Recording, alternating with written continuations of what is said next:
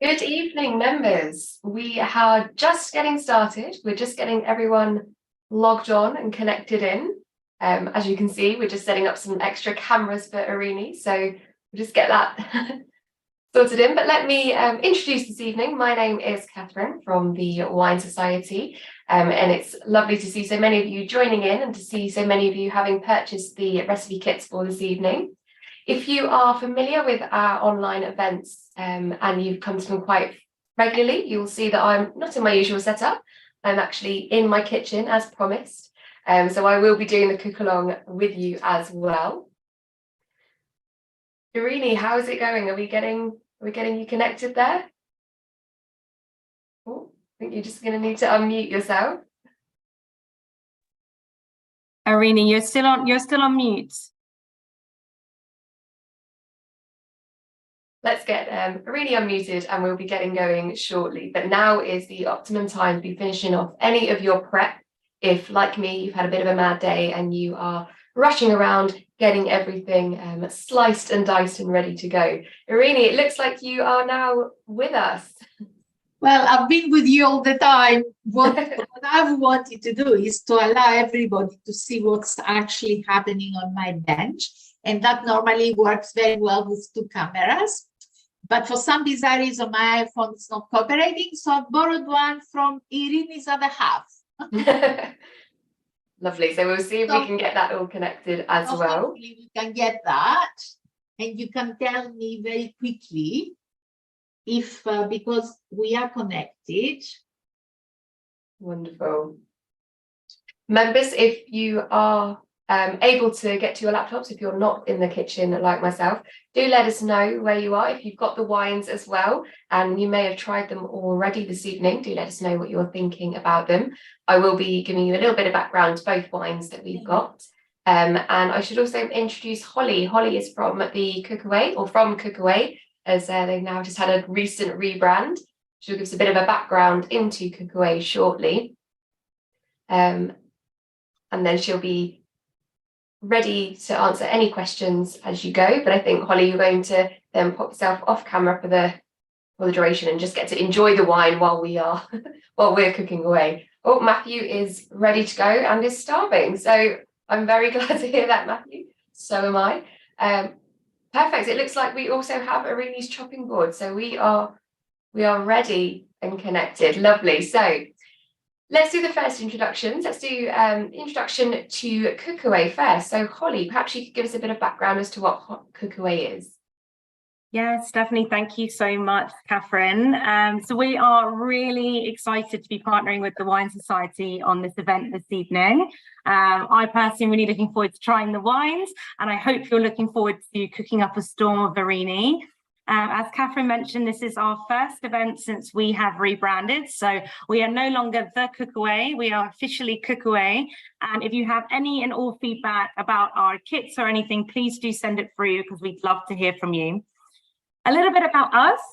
We are the experts in authentic home world cooking experiences, and our immersive kits will transport you around the world from your kitchen. Each kit is chef curated, just like yours this evening with Irini, and they all include premium ingredients and all the guidance you need to create iconic global dishes that are never imitations of the real thing. Each kit is a chance for you to fuel your passion for cooking and discover exciting menus from vibrant Indian street food to flavorful Greek meze. We are a challenger brand in our industry, and we have no subscriptions to tie you down. So that way you get to enjoy all of our 8 cuisines whenever you're feeling the love for cooking, or you want to treat your loved ones, discover world food, or simply elevate your at-home dining. Please make sure to remember to take lots of pictures this evening. We love to see your experiences and your meals on social media. So please remember to tag us at the Cookaway, also at Irini Cooks, and of course, the Wine Society. That's pretty much it from me. I hope you all have the best time. Irini is such an amazing teacher. So I know you're really going to enjoy it. Perfect. Thank you, Holly.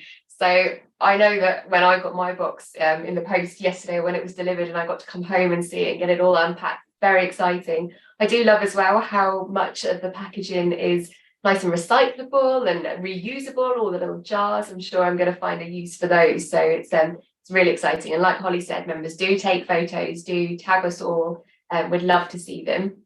Irini, now let's introduce you. Now, members may be familiar with you from Cookaway, or they may be familiar with you having had a little bit of a stint on MasterChef. But could you give us a little bit more of a background to yourself and your cooking history? Yes, certainly. Well, I went on MasterChef, as you can tell, because I won in 2019, very late in my life, because I was already retired from banking. I decided to leave it early, and I started getting bored and not feeling challenged. So one day, I think I had bored my husband to death with my moans. So he said, why don't you go to MasterChef? You watch it religiously, you can really challenge yourself. And I thought, why not? Yeah, why not? I always believed we're never too old to learn. So it was an amazing experience. But of course, I grew up on the beautiful, fertile island of Crete. When I was a child, we didn't have the extremes of the environment, the weather conditions that we have these days. I don't know if any of you saw how hot it is over there right now, but we had a fantastic climate, which enabled us to eat. Even though I grew up in a very farming community, very poor, if you like, we certainly didn't have luxuries or treats. Everything was amazing quality and very fresh, and of course, very seasonal.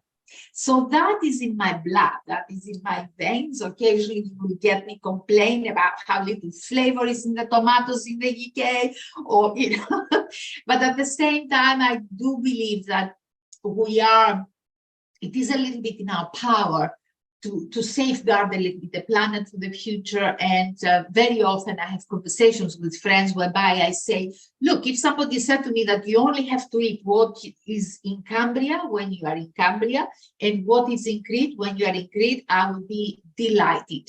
Because that's how I grew up. We used to wait for the first red grape. We used to wait for the watermelon, or in the winter vegetables and fruit. And these days we have everything all year round, and I'm not so sure that we really appreciate it that much. So beyond cooking, and since MasterChef, I have become very interested in the history of food. I have become very interested in the future of food. There are lots of writers at the moment who are writing about where the food is going and what we can do to help, as I said, our future and eat better. I have become an olive oil sommelier because I thought I need to know about this wonderful ingredient. So I'm very happy to say that Cookaway went along with all my recommendations, and we're using a lovely Greek Cretan olive oil, extra virgin, tonight in our food. I have since become a honey sommelier. I did that in Italy at the end of May because, again, honey and oil and wine are the three most adulterated products in the world. So I don't have enough time, Catherine, to become a wine sommelier because that is very wide. But I thought I can certainly become an olive oil and honey. And I love telling people and giving tastings. And when I do my culinary retreats in Greece, the tastings are an integral part. And of course, we go to wineries and taste delicious wine. So are we going to have some delicious wine tonight? We are indeed. And members, I should say, just before we go on to the wines, if you've got any questions for Irini or for myself or for Holly as we go this evening, do pop them into the Q&A and we'll be able to get to those as we go. But let's not wait. Let's move on to the wines. So the first wine that we have got this evening is, let me get my screen up.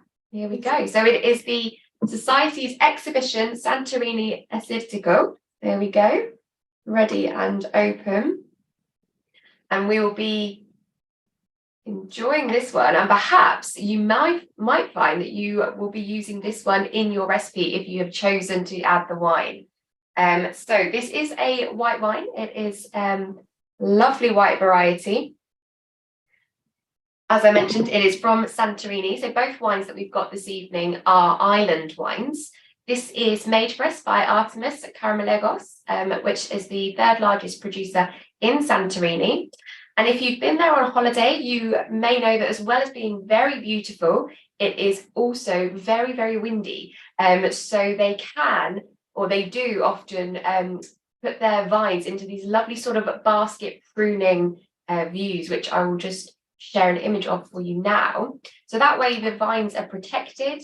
They are, here we go. So you see the ring of vines is sort of all encapsulated into itself. So that the grapes are on the inside, they're protected from the winds. And you can see this soil, which doesn't really look like soil at all. It looks like a lot of gravel, a lot of grit and arid ruggedness. That's because the soils in Santorini are very volcanic.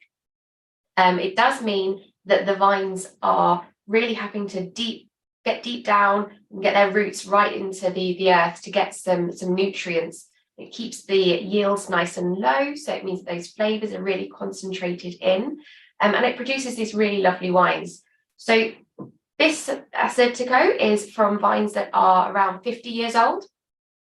And as I said, the yields are really lovely and low and kept that nice concentration. And hopefully you'll find that it's really quite a powerful wine. It's quite intense on the nose. There's a lot of lovely citrus to it, but there's also some really nice ripe stone fruit as well. So there's some peach, there's some apricot, and it does smell a little bit mineral. Now, whether that's a little bit of an emotive sensation because you know it's from an island, or whether it's because you are actually getting a little bit of that volcanic influence, who's to say, but it really does come through. And hopefully as well, you'll get that that's got that really lovely sort of preserved lemon salinity to it. It's really textural, really makes your mouth water, and it's going to be something that will be really nice with the acidity of the dishes. So obviously both dishes have got a lot of tomato in, there's your vinegar and your onions as well in the salad. So you want something that's really going to balance out and be on par with the foods that you're having. Now, the second wine is a rosé, and I love a rosé for food pairing, as many members know. I love a rosé for summer, but it's not just for summer. And by a happy coincidence, this is actually a Cretan rosé. So, Irini, I didn't quite realise that actually it's a rosé from your home. So this is the a very good winery of the west of the island. One of my favorites.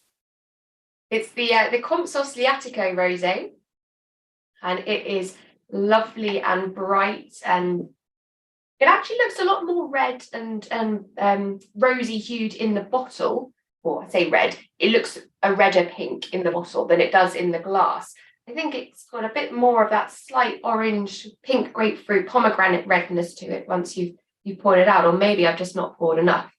But this is a really lovely, crunchy, red fruited rosé. It's from the Karavitakis winery, and they have around 150 acres of vineyards. They've got their winery and their tasting rooms all nestled in amongst the vines, and lots of lovely olive groves. And they've been established there for a long time. They're continuing their family legacy for around 80 years now. And in terms of the style of this wine, well, firstly, it's from Liatiko, which is an indigenous red grape variety in Crete. So it's only predominantly found in that area. And they really want to focus on their indigenous varieties and establishing them to the greater populace of wine drinker. Kompsos actually means elegant in Greek. So that's what they hope to show with these wines, that it has an elegance, it has a refined, sophisticated classiness to it.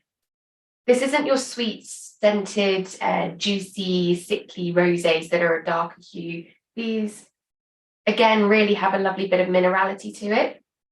And in terms of your red fruits, you're looking at your crunchy, tart red fruits, so red currants, tart raspberries, pomegranates. Again, with the citrus, there is that lovely ruby grapefruit to it as well. And it really does get through.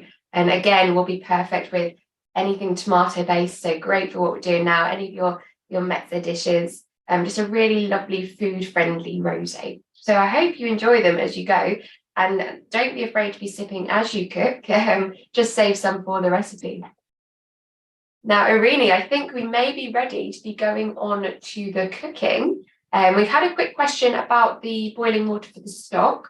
I think we've just clarified that it's 375 mils for the 2-person portion, and it's 750 mils for the 4-person portion. So I hope that is helpful. But Irini, go over to you and we'll get cooking. Thank you.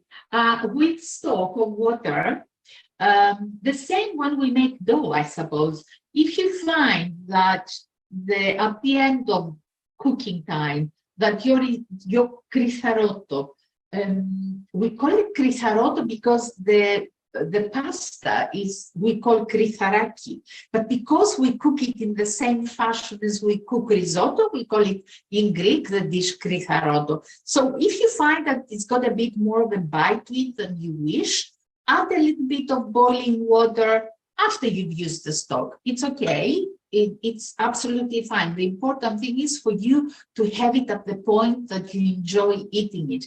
While I was doing the course in Italy, I went to a Michelin star restaurant and I was served a dish of pasta that I could hardly chew. And I discussed it with the waiter and he said, well, that's how the chef wants to cook it. I personally cannot eat it like this. I said, thank you very much. You are with me on this one. But honestly, that's how the chef decided to cook it. And who is to tell you, each one of you, how you should be eating your pasta? This is totally your choice. So don't worry if you run out of stock, add a little bit of boiling water.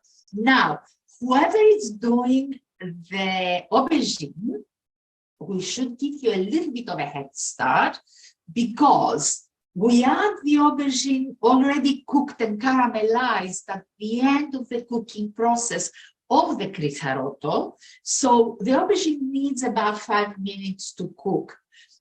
I will assume that you've all done your prepping.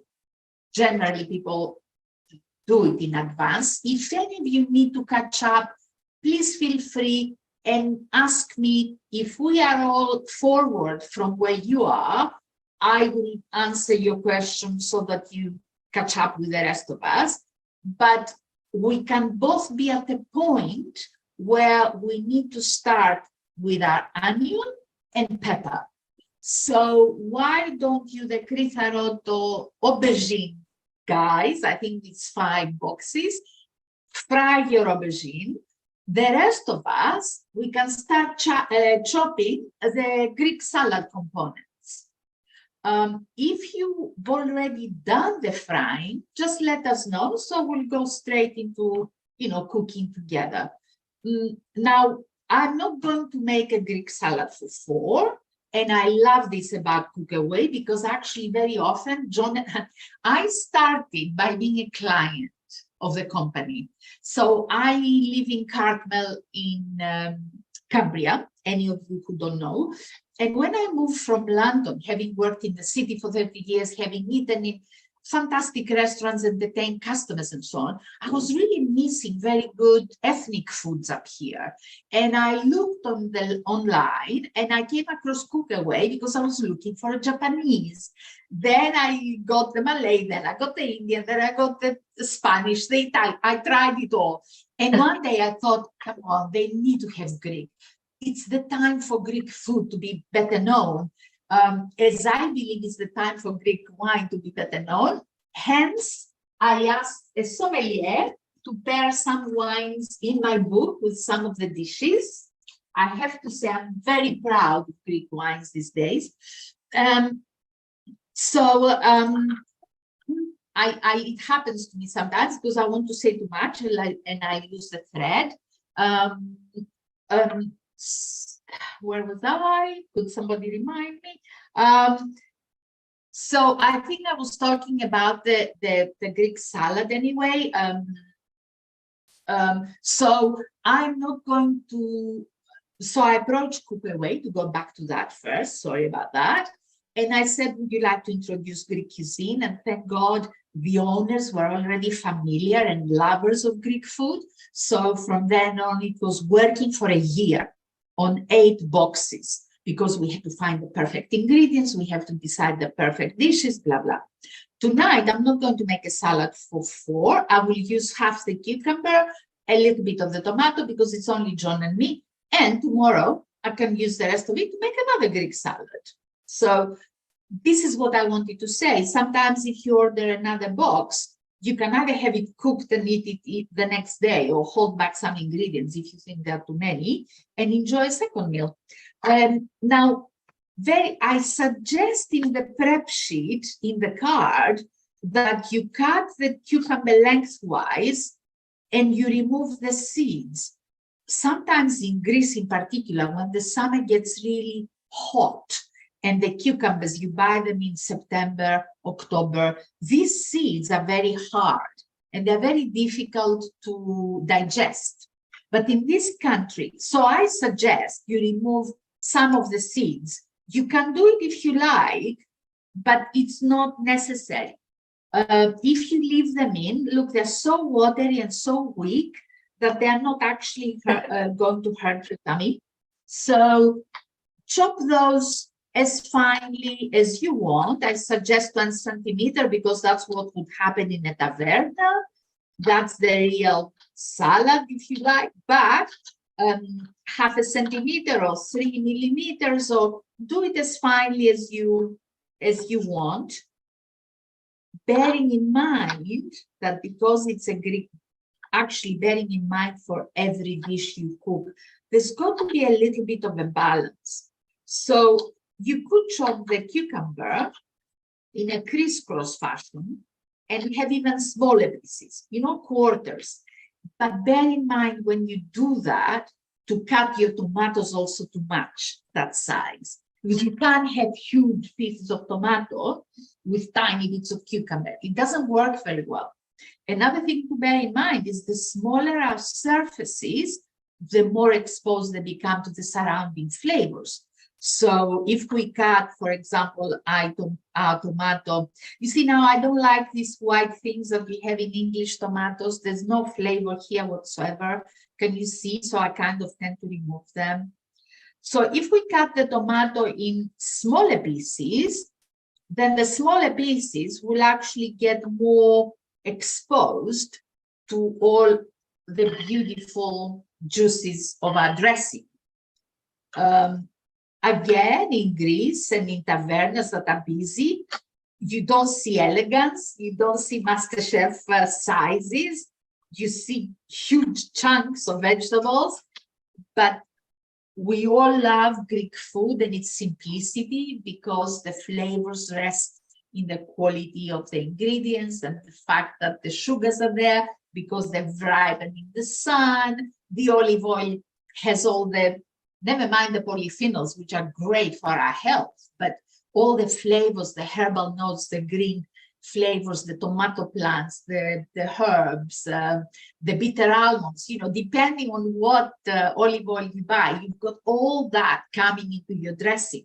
So we are not going to dress the salad at the moment, but we are prepping a little bit so that our Kritharoto doesn't sit there going cold at the end while we focus on the salad. So all I'm doing is I'm putting all the ingredients together, the onion, the olives, the tomato, and the cucumber. And the Dakos is something delightful that we have in Crete. If any of you have been to Crete, to a Cretan taverna, you might have eaten Dakos. That's what it's called. And it's actually a rusk like this, round in shape, soaked with tomato juices and olive oil, and then topped with grated tomato, grated cucumber. You can put anything you like on top, feta cheese. You can build a whole Greek salad on a big round taco. But here we use them as croutons. So we literally do that. They will absorb all the beautiful flavors again of our dressing at the end, and they will add texture, which I learned I always wanted texture in my mouth when I ate, but I learned in MasterChef how important it is to have a blend of textures, as well as beautiful colors, as well as beautiful presentation. It all helps in the eating experience. So I will put that now to the side. We don't need it for the moment. Irini, The Dakos, Irini, what else would you use them in? How else would they be served? Because obviously, if they're from Crete particularly, they're not necessarily going to be on every Greek salad you see. So how else would you enjoy them? I would treat them as croutons, but the beauty in a way of actually eating regional cuisine or ethnic cuisine or whatever is that you eat the ingredients that you need to eat in a particular dish. I wouldn't necessarily I come from Crete, I love Dakos, but I will only use it in a Greek salad. I won't put it in a green salad. In a Greek salad, I might use some pastelli, which is sesame seeds with honey. I would use other things, but Dakos has a rightful place with tomato because it needs to absorb the beautiful juices of the tomato. So just assign Dakos to Greek salad. Now, the dressing, if you've all grated your tomato, you should have some lovely juice here. Again, going back to what I think of English tomatoes, and I tend to buy quite a lot from the Isle of Wight, from the tomato stall, because they have more flavor. They are delicious, the tomatoes. But to help the salad, you see, in Greece, you would never make this kind of dressing that I'm making here. You would put your lovely juicy tomatoes, roughly chopped, all your vegetables together, splash of olive oil very generously, vinegar, the rest, and forget about it. Because the tomatoes are already so full of sweet juices, here you could cut into a tomato and actually it's not very juicy, not very flavorsome. So we thought from the beginning, let's spend a tomato for its juices to help us make a beautiful dressing. And that's what we've done. So I hope you've all done it. We will add olive oil. Greek salad loves olive oil. So if you want to use a little bit more than the recipe card, please feel free. The tomatoes and the cucumber and the Dakos, we love the vinegar. So I will use just one, which is 30 ml. I'm actually saying 2 tablespoons of vinegar, but it's best to adjust the acidity right at the end, going back to taste and flavor being a very personal thing. You might not want it to be so vinegary. So start with a 1 little jar, which is, 30 ml. And then at the end, there's nobody stopping you when you mix all the salad. If you really think it needs more vinegar, splash a little bit more and stir. And all we need to do here is obviously add salt and pepper. Some things, John and I like the story of whiskey, the history of whiskey, and you, Wine Society, have produced some amazing 30-year-olds, which we've got.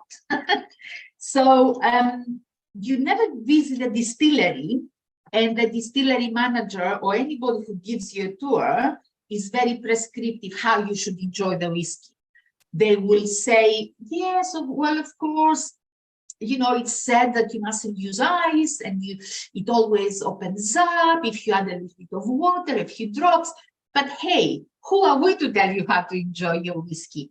And I always say to the people I talk with about food, who am I to tell you what you are going to enjoy? I can only tell you what my grandmother and my mother and the people in Greece are doing and what I love to do in the 21st century. Because I go a little bit lighter on the use of olive oil. I have my own approach, I suppose, to food. But ultimately, you know how much salt you want to use. You know how much oil you want to use. So our dressing is ready, and we'll put that aside as well. We will put it all together at the end, because if we now do it and put it together, you will find that the Dakos will become too soaked and soft. Our vegetables will start macerating a little bit too much because of the vinegar. We don't want that. We want the lovely crunch, the freshness. So let's keep them both together, and we'll put them together right at the end. And now I wonder if the aubergine eaters can tell us if the aubergines are fried, and if we can start together making the Kritharoto. So if you are cooking the aubergine option, you were able to pop a little yes or no in the chat just to let us know whether you are at the stage to carry on, how your aubergine's doing. Oh, Claire's are now fried and hot, which is perfect. Hopefully everyone else is at that stage too. I've remembered to put the hob on, which is a bonus. And members, if you've been to any of our other cooking events, you will know that I have a tendency to leave the hob on when I dash back to my desk. So it's quite convenient that I'm right next to it for this evening. It does help, doesn't it? Well, so I think we're quite ready. We all have our little disasters in the kitchen. It's the first time I put this induction hob on my trolley, which is made of metal, I couldn't understand why I couldn't get it to work. And then, of course, I went back to the manual, and read in detail, and it says, no, it needs a wooden surface, it needs something else for it to be happy. So you learn as you go along. And I always say to people, be gentle on yourself. Don't be super critical when things go wrong, because things will always go wrong. And it doesn't matter that much. Most things we can address and adjust. So in Greek cooking, very, very often, we will start with, you might know the word from all the Mediterranean cuisines, and it's called sofrito. So we start with onion and olive oil. And this was the sofrito up until the 14th century. But my grandmother also just used onion and olive oil. And we didn't use a lot of garlic when I was growing up in the Greek cuisine. Lots of things, of course, have been introduced later, also with affluence and availability in supermarkets. The tomatoes and peppers were added to sofrito, and we know the basis for bolognese, for example, that also has a bit of celery in Italy. But that started in the 16th century because, of course, the tomato and pepper came from the New World. We didn't have them until then. However, the onion, when cooked in olive oil and caramelizes, becomes sweet, as we all know, and adds a lot of flavor to so much that we do. And at the same time, because the pepper is a little hard, the aubergine Kritharoto guys, you've got green pepper, but it's fine. They're both bell peppers, so they cook together with the onion. And we don't want them to burn. We don't want them to smell bitter, to taste bitter or smell unpleasant. So we cook them with a little bit of patience. So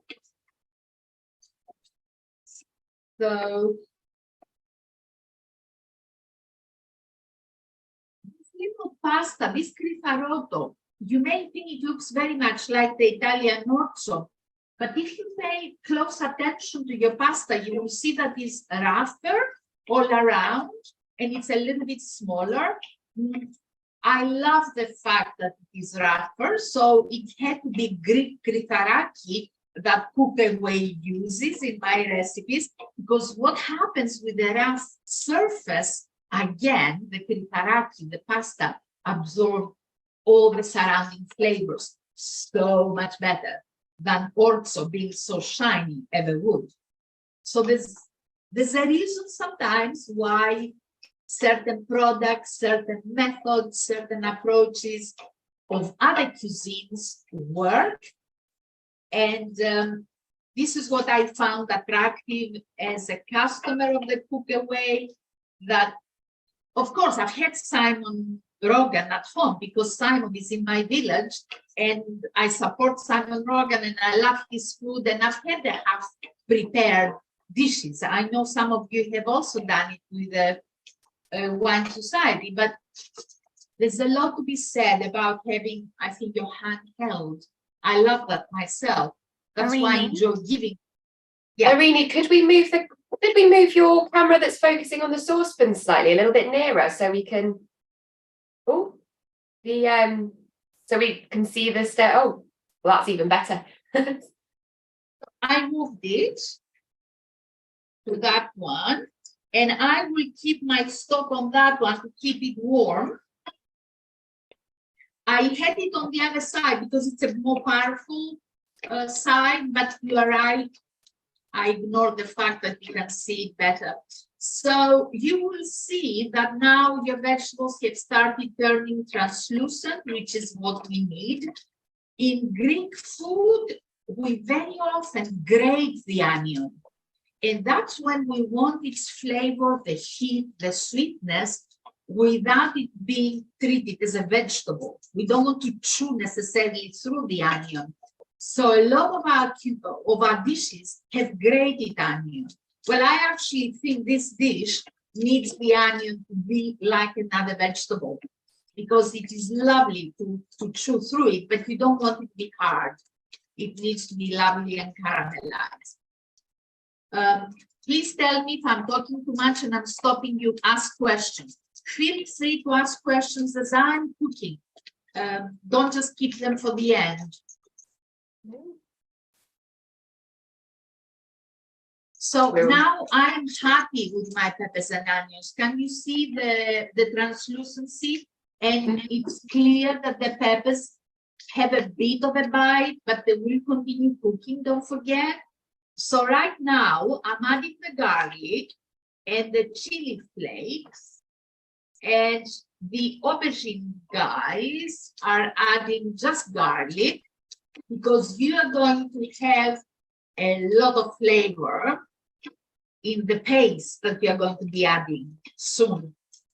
And this is a paste I designed on the basis of a traditional Corfield dish called pastizzada, which has that particular paste that you will use has about 20 ingredients.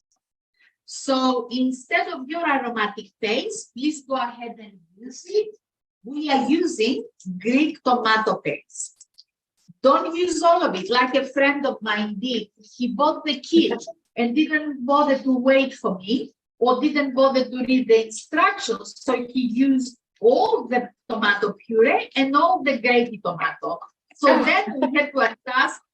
We had to adjust for the little disaster. And he added a bit of sugar and he cooked it a little bit longer. And it was, he told me, perfect. And now we will add the Kritharoto because we want to seal its surface a bit.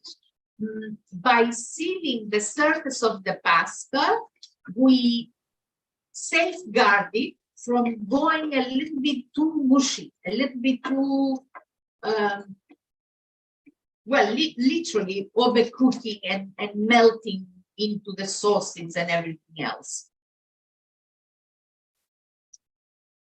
So you see the color changing from the use of the paste, but also a lot of intensity in the tomato flavor in the paste. And the next thing that goes, of course, I took it out of the bottle earlier, is some of that fabulous white wine. I wanted it to be high heat because I want the wine to evaporate. But now we can reduce the heat a little and we continue with the crushed tomato. So be careful, don't use all of it. I measure by eye, as we say in Greek, με τομάτι. It's savory. I'm not going to go too wrong if I use a little bit less or a little bit more, but we clearly don't want to use all of it. And then if you have your stock hot, like when we make risotto, it's better because you don't drop the temperature of the dish as you add the cold stock. But if you don't worry, because we don't have a big quantity here, so the temperature is not going to drop by that much. So we add the stock and stir, and we literally cook it until it absorbs the stock, and then we go in with more stock. I think it's interesting, really, isn't it, how we're using the tomato paste and actually cooking it off before adding any of the liquid, because I think in this country we get very used to adding a squeeze of tomato paste or tomato puree at the end, and then wondering why it's so sharp and acidic and tomatoey still, when actually you need to cook it through. Absolutely, like you need to add spice. You see, the Indians also, I love the wisdom of browning first the spices in the ghee before they add the ingredients, because by browning the spices, of course, you get all the aromas coming to the surface. Yeah, as I said, every cuisine. Look, there are reasons why people love Greek food, and it's not because of the complexity of the cuisine. We know it's not a complex cuisine. We don't rely on heavy spicing. I'm sorry, aubergine Kritharoto people. I hope you also cooked a little bit the paste in your Kritharaki, and I do hope you used a bit of wine as well, because trust me, it will show, you know, it does benefit. I can see Matt has just commented that they're using an Arga, so they are lagging behind slightly. Matt, I'll let you into a secret. I've got 3 different hobs on at the moment, so I can move the pan between them. So I do feel somewhat your restrictions with cooking. But I have huge admiration for all you Aga people, because friends of mine have them in the village and they swear by them, and I tease them all the time, and I say, look, I've had too many burnt biscuits from you, thank you very much. You are not going to convert me. But I don't think I could learn how to cook it on an Aga now. I think I'm too old for that. How can you cook on something you cannot regulate the temperature? I mean, hats off to you guys. Really.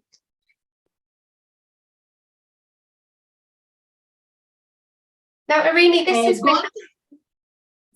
is with we're doing a prawn or an aubergine version, but is there other sort of meats or fish that are typically used in this style of dish? Or yes.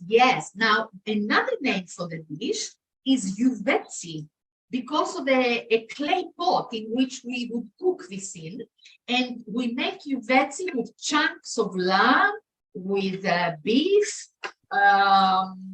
You can easily use meat to make yuvetsi, but you wouldn't cook it on the stove. You would put it in the oven. So you would bring it up to a certain point, and then you would put the meat chunks in, the liquid, cover it, you know, your stock or water or whatever you're using, and finish it in the oven. Because obviously you need to cook the meat very thoroughly. But yuvetsi is a classic. If you get the chance, when you go to Greece next, if any of you do go, try and eat food that is not your box standard, you know, taverna kind of food. I think it's really worth seeking little places up on the mountains, little tavernas where there is a mother or a granny who cooks, and they really will serve you food that they might cook for themselves. And that way you can really eat the dishes that you would never eat in a touristy taverna.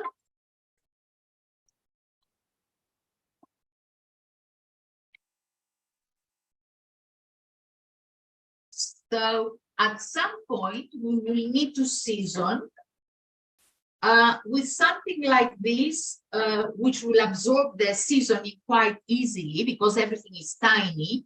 I will leave the seasoning to the end, but you can season at any point. Mine has quite a bite still, so I will continue to cook.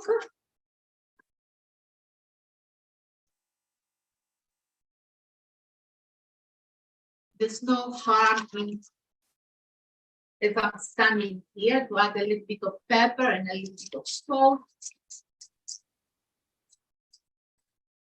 But we can taste at the end as well and adjust. This, I think, will be delicious with the wine. Because Greek wines, and this has been a criticism of over the years, that Greek wines are meant to be enjoyed with food. And it is true that I think they come to the fore with food. Although these days we do make wines that you can sip comfortably without eating, but they're delicious with food, definitely. Catherine, if you have Assyrtiko from other parts of Greece, they are a little bit gentler and a little bit less mineral, obviously, less minerally. So I actually had I had an Assyrtiko from the mainland only last week, and it's the first time I'd had an Assyrtiko that wasn't a Santorini Assyrtiko, and the difference really was noticeable. Both still a delicious wine, but actually you're right, it doesn't have quite as much of that catching of an acidity from the tartness from it. But yeah, lovely. The Santorini is more revered, I mean, the world over. I was in New Zealand for my 60th, and we met a sommelier who, as soon as she heard I come from Greece, she said, "Oh my God, I love Assyrtiko. We just did a course on Greek wines, and I love Assyrtiko." And I said, "You and the rest of the world, it seems to be a very popular one, as is a red Xenomavro grape." Yes, which absolutely. I also love. And actually, members, if you are going to recreate this again, if this is now coming into your recipe repertoire, because it's definitely into mine, and you're wanting to offer it to red wine drinkers as well as a pairing, then I would probably recommend the June Vin, the Xenomavro June Vin that we currently have as a really good pairing. You could even chill it ever so slightly and have it as a red wine pairing as well. So you could pop it in the fridge maybe 20 minutes before serving, just to brighten up those lovely red fruit flavors. But that would be a really nice pairing. So you will see that I've actually now moved into a little bit of hot water, only because for me, it has a little bit more of a bite than I want it to have.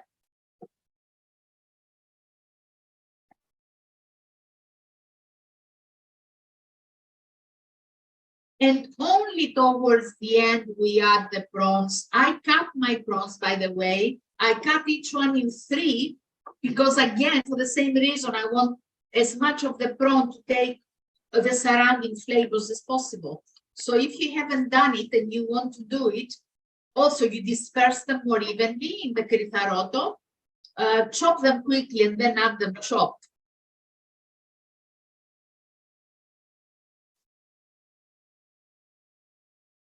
I would like to know the ones who are cooking the aubergine Kritharoto, if you like the smells of the spices in the paste that must be hitting your nose all this time.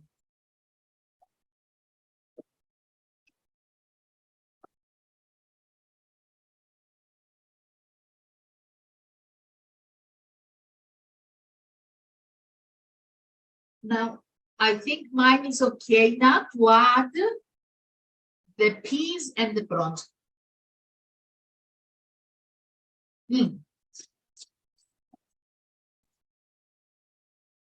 Turn it a little bit down, because once it's run out of its juices, if you like, but you still want to continue cooking, you really need it to be at a low temperature. These things, you know, the peas you could eat as they are, so they don't really need that much cooking. The prawns, you just cook until they stop being translucent and they go pink. It helps to stir all the time.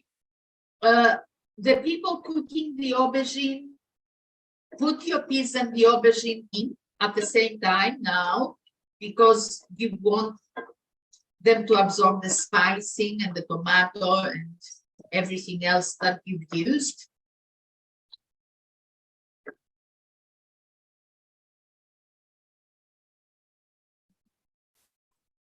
The reason it doesn't like going off. So try yours now. The prawns need a little bit longer, because you can see that they are losing the translucency, but they're not quite done yet. And I might add a touch more of water. Because it's nice when you eat risotto or Kritharoto that is not like a piece of cement. You know, it's nice to have some fluidity.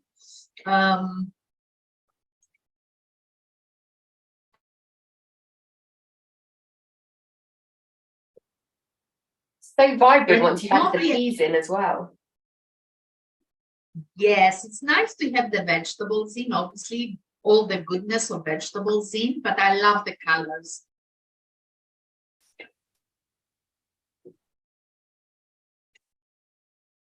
Has anybody tasted? Are you happy with the flavors and the texture of your Kritharaki?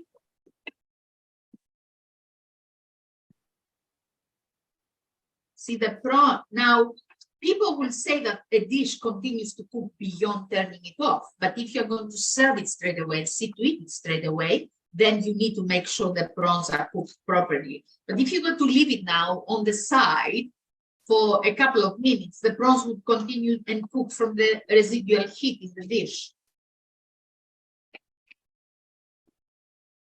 Now, what we add in the end is a little bit of lemon juice, a little bit of lemon zest, and the parsley for freshness and the acidity, and that's where it will go beautifully with the wine as well. So a little bit of that, the aroma of the citrus is amazing. You see, we don't use what I was saying about not using too many ingredients, but if you use tomato, olive oil,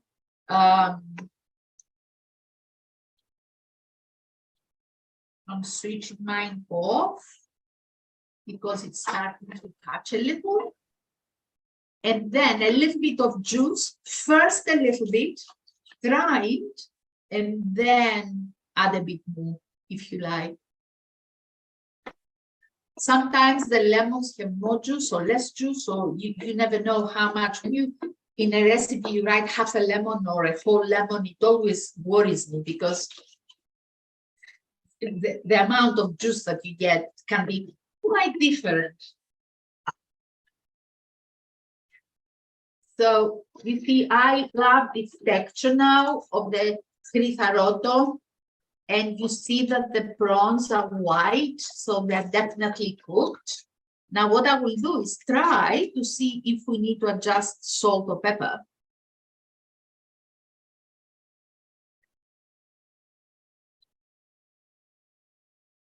For me, it's okay.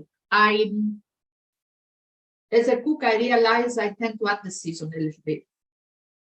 In Greece, I think we use too much salt. There are some chefs here who salt a lot. Everybody has got their own style.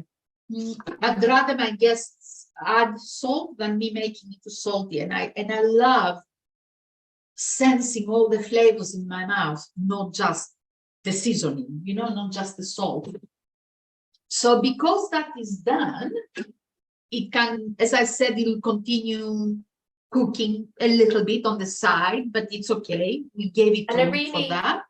If their orzo is still slightly a little bit on the crunchy side, is it just a case of adding a little bit more liquid and cooking for a little bit longer, just till it gets to the consistency and the texture that you prefer? Absolutely, exactly that. Yeah. Also, if you make it and you want to eat it the next day, because it will solidify, it'll absorb all the moisture, it'll go quite solid. You literally add a little bit more stock, a little bit more water, if you've got some left over, and eat it the next day. It'll be absolutely fine. Warm it in a saucepan. So we can put the salad together if you have finished cooking, or I can wait for you. So we've got a few people who still have some slightly crunchier pasta than they think they perhaps would want. Okay. Please continue. I don't know how low you've got your temperature. Have it at just below the medium point on your cooker, and keep adding a little bit of water, and it's fine. We'll wait. I think, I don't know, are we rushing? Are we in desperate? We have time. We have time. So Yeah, please, all of you, reach the point where you are very happy with the bite that is left on the Kritharoto.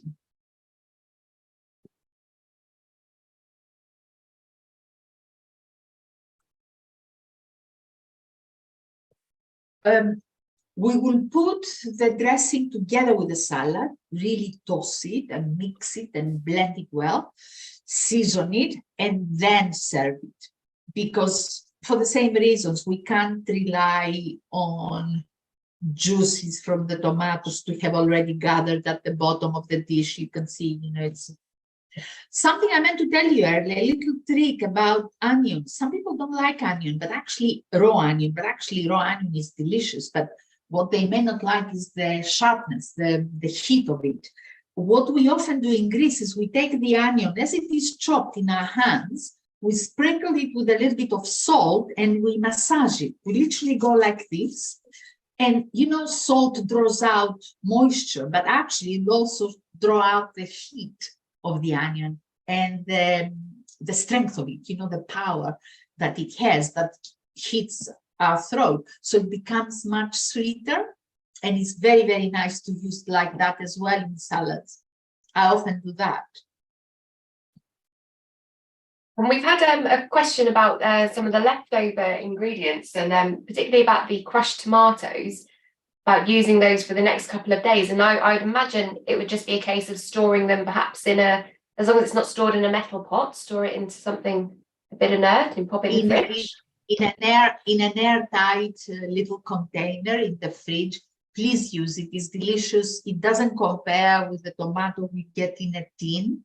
You saw probably how fresh it looked. So it's a shame to keep it for too long. Use it in the next couple of days, and we can use tomato in so many different ways. Even if you were to put it in a frying pan with a couple of dashes of olive oil and really reduced it, and then cracked a couple of eggs in it with a bit of oregano or a few chili flakes, you have a delicious quick breakfast. So don't think of anything too complicated to use up the tomato. Just use it. Perfect. So I don't know how we are doing. I am going to mix my dressing with the salad, and I will do a little bit of tasting, because I may need a bit more olive oil, I may need a little bit more vinegar. Obviously, I'm going to add some salt. We don't normally use pepper in Greek salad, but it's up to you if you want to add pepper.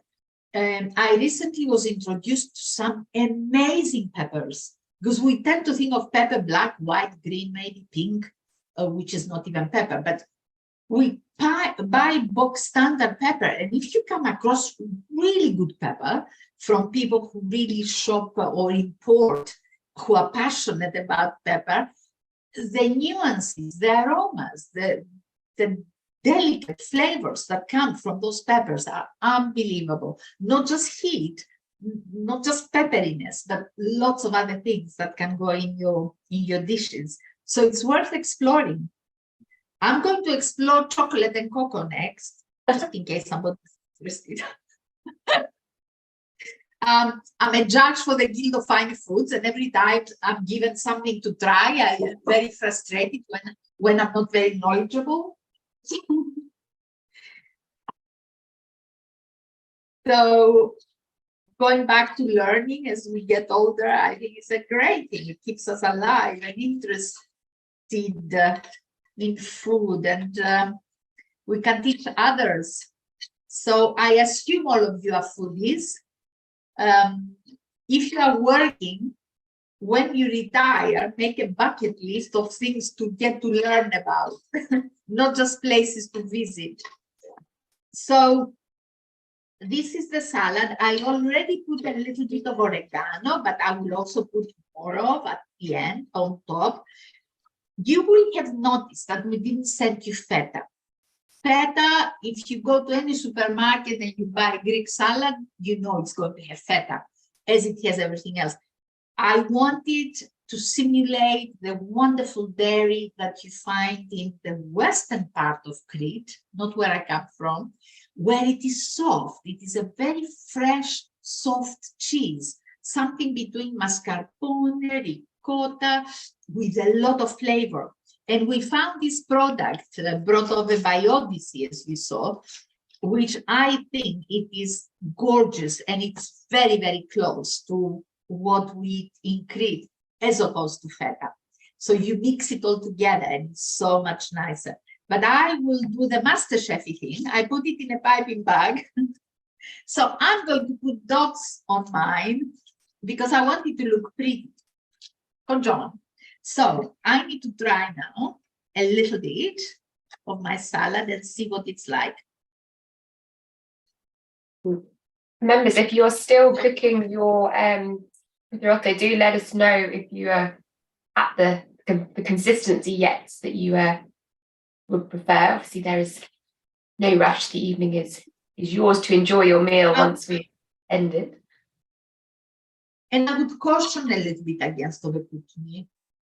I mean, obviously, it's got to be pleasant and you've got to enjoy eating into it, but there comes a point, and it comes very quickly, when it becomes a little bit too mushy and it starts sticking together. And at that point, I think it's not as pleasant anymore. Feel free, by the way, to use all the remaining olive oil of your salad if you enjoy, because it is raw. It's got all the beautiful polyphenols of Greek extra virgin olive oil. So enjoy it. Or if you don't want to use it all, drizzle it on a piece of toast tomorrow morning with a few salt flakes, and it would make an amazing, simple, delicious, and healthy breakfast. Wonderful. And the very first thing that we make when I take my culinary group to Crete is pottery. We make our own Cretan traditional salad dish, which would have that kind of shape. So it's not pretty. I made that. And that's where I'm going to serve my Greek salad. Wonderful. So we've got confirmation that also it's now cooked, and we've even got some people that have been plating up already. Great, wonderful. So the people who have cooked the aubergine Kritharoto will finish with gorgeous Graviera cheese from Crete. And I will now say, you know, I'm sorry, I'm biased, I know. But the reason Greek Cretan dairy is delicious is because we don't have expanses of grass. It's not just one flavor profile, the food that our animals eat, and it's mostly goat and ewes. Well, totally goats and ewes. We don't have cows in Crete. They eat herbs, they eat wild herbs. You know, we have all these herbs growing on our mountains. So, you know, the milk is delicious, and then the dairy that comes from that is also delicious. So, if you can source Greek Cretan cheese or Greek cheese, please do. We have some amazing cheese. So if you want to make something really pretty, there you are. This is my salad.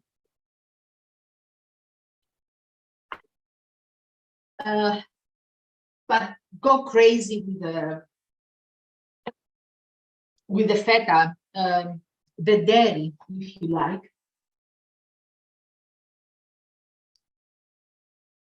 Yeah. We've got some comments of delicious already, so it looks like some people are tucking in. Wonderful.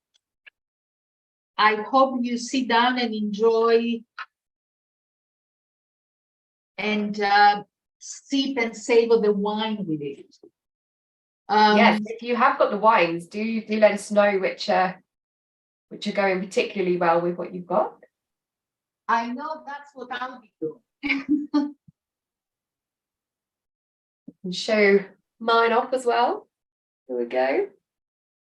Ready to go. Anyone else?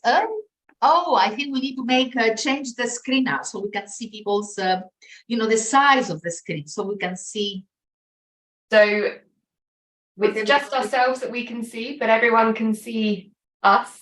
So I will show you what my salad looks like. Oh, spilled some down the microwave. Members, if you have some and you're taking photos, do tag us in them. If you'd like to send them through to us by email, we can share them on with Irini and Holly and Cookaway as well. We'd love to see them. And does anybody have any questions either about this meal or anything else within reason that you might like that you might like to ask? We're very happy to answer before we close. Looks like we are question free. I imagine everyone is tucking into their meals right now, and I don't blame them. Thank you so much, Irini, and thank you, Holly, as well, for facilitating this and getting our event together underway. I hope you enjoyed it, Irini. It was lovely to be cooking along with you. Thank you very much. I love you. I'm a member. I love what you do. I'm thrilled that the members got to try some nice modern Greek wines made with a lot of love and passion these days. And I hope they enjoy the meal. Thank you. We've actually just had one question come through, which Irini, I think, is perfect primed for yourself, being such an olive oil aficionado. And the question is, when would you use extra virgin olive oil and when would you just use olive oil? Or would you always just use extra virgin? I wouldn't go near olive oil, sadly. I know there's a pricing issue, but frankly, olive oil is really refined oil of all its defects and sadly any goodness that might be in it. If you see olive oil in its first state, it's clear, it's like water, and then a bit of extra virgin is added to give it a bit of color and a little bit of flavor, but you haven't got any of the olive oil goodness. So we are lucky in Greece that 75–80% of our olive oil is naturally produced extra virgin. And there is Greek olive oil right now in the UK supermarkets that is at similar prices as very bad, defective olive oil. Even though it says extra virgin sometimes, please look on the bottles. Do not buy anything that says bottle in the EU or made in the EU or anything general like that. Please avoid. Buy olive oil that says extra virgin from Jaén in Spain, from Tuscany, from Puglia, from Crete, from the Peloponnese. It needs to tell you the name of origin. Then you know that it's really extra virgin.